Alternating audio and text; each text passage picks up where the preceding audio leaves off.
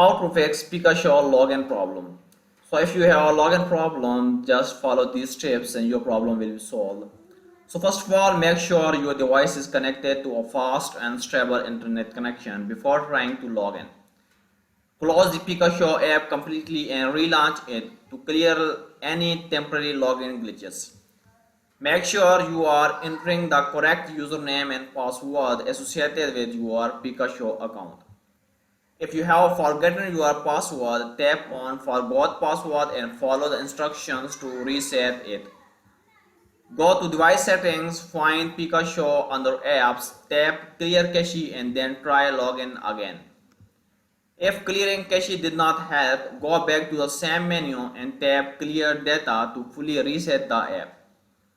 Open your browser and search for the latest Pikashow APK to make sure you are using the most recent version.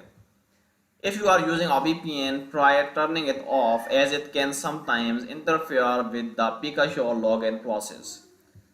Go to device settings and make sure your data and time are set correctly as incorrect settings can cause login issues.